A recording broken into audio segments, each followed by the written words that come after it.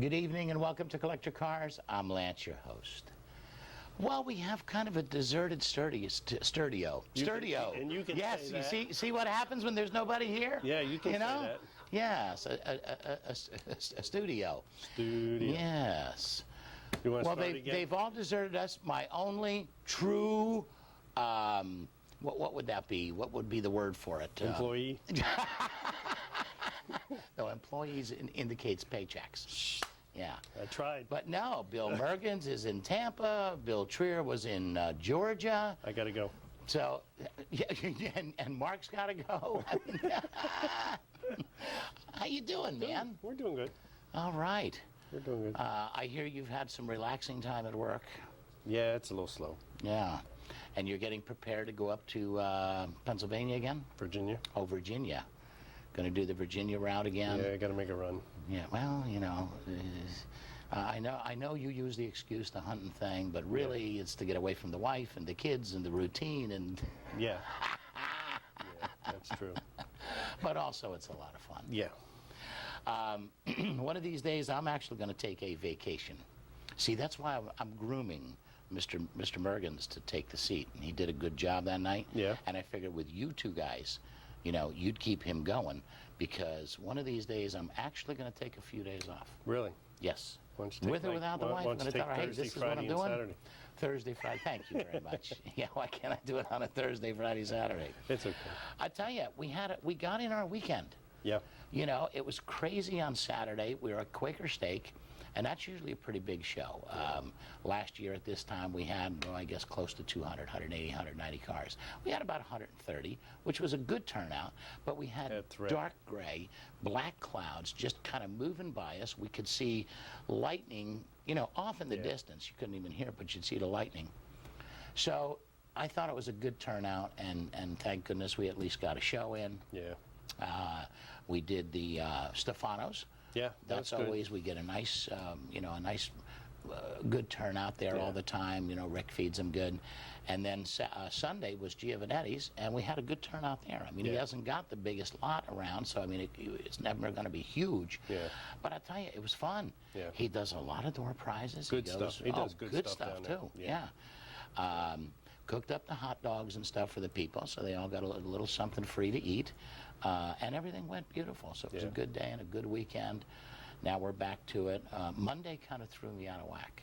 I actually spent a little time with the family, doing a little cookout, a little grilling on a patio thing, you know. Lost track of time. Yeah, so Tuesday morning it was like, it's Monday again. So anyway, I finally got the clip together for tonight, which is, you're going to love this tonight. And then I had to get, naturally, the email blast out, let people know what was happening, and try to get everything organized for the weekend. So it's going along pretty good. We'll get our shows in. Hopefully the weather will be good. I do have an announcement, and I'm going to do this in the beginning. I usually wait, when there's a sad announcement, I wait till the end of the show. But you know what it is in the studio. How many times have we run out of time and not been able to get even tell them where the shows are for the weekend? Yeah. We've had two more of our cruising family that has passed away. We have Bill Kane. Bill Kane had the 33, I believe it was, Buick. Big maroon Buick with the white top. Nice guy. He's been battling illnesses for a couple of years now, and the last couple of years we haven't seen him a whole lot at the shows, but a nice guy. His wife passed a couple of months ago. So very tough on the family. Keep them in your prayers. And then the other one, we knew, he told me he was terminal, that he had cancer, but in the 71 Blue Vet, Tom Sullivan. And Tom is it's his car that we used when you and I did that judging, testing the judges kind of thing, to see what, you know. How people judge the car. Vet. Gorgeous vet. I had his granddaughter on the show not too long ago. They go to church with Bill Trier, and he likes bringing the families up, and I love it too. Get the kids involved and get them in the studio, and you know, so they can see it all happen. But we've had two more now, and hopefully that'll be it for a while, and we can. But we've had quite a few here recently. And that's one of the reasons why I'm trying to lose the weight, get healthy, get off the medicine, get off the cigarettes. So we're going to work on it. I promise, I'm going to work on it. I'm getting healthier now. Oh, yeah. Just the fact, losing the weight was the biggest How thing. much you lost so far? Just about 60 pounds. Not Did too good. shabby. I'm good. And the other incentive, folks, and you heard it right here on Collector Cars TV show, when I lose enough weight to fit in that race car, I'm taking it around the track, baby. Yes. Yes. And I remember exactly what it cost me to have the golf cart fixed that I drove. But now, here's what we got for you tonight. I sure wish we had Mr. Trier for this, because he would just love this. I think he is back home now, but after driving down from Georgia this afternoon, he certainly wasn't going to be in any shape to come on the show. But listen to this, folks. John Graham, one of our cruising reporters up north, wonderful guy. And you can see what he does. I mean, everything. He's got all the notes for you. Just a great job he does. He went to the AACA Eastern Fall Meet, Hershey, Pennsylvania. And I'll tell you, I've heard so many times that is the place where you really see a lot of the antiques. You know, there's a huge AACA contingency up there.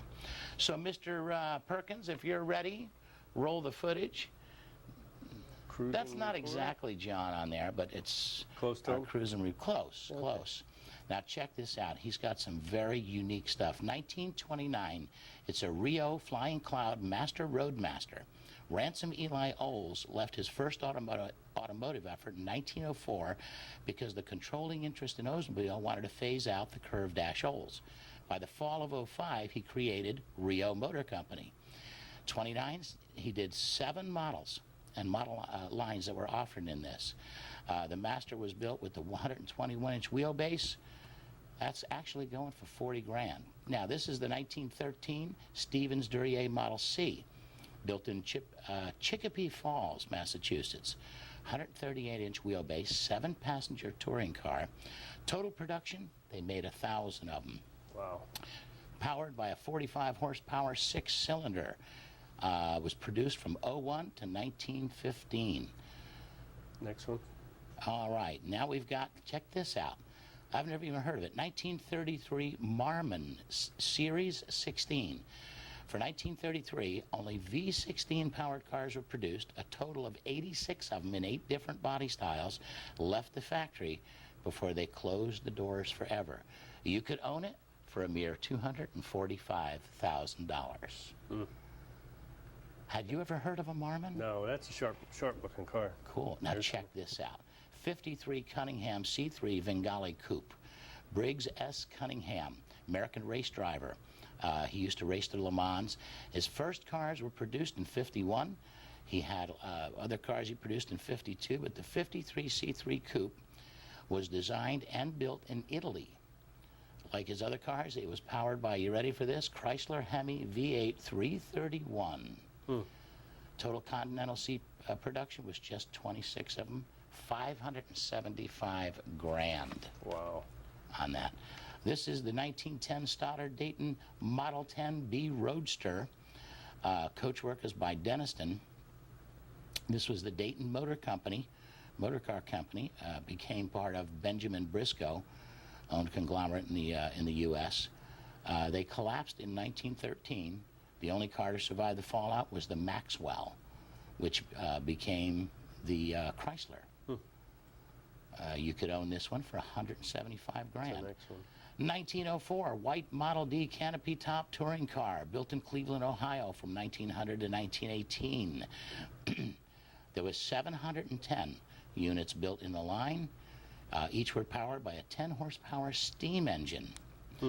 1905, it was used during the inauguration of President Theodore Roosevelt. It was the first time an automobile was ever included in the ceremony. Taft, used it after that. You can have this one for 240 grand. 1908, Locomobile Model I Limo. 1899, all locomobiles were gas engine powered. Let's see, powered by a 40 horsepower 4-cylinder motor, while Model E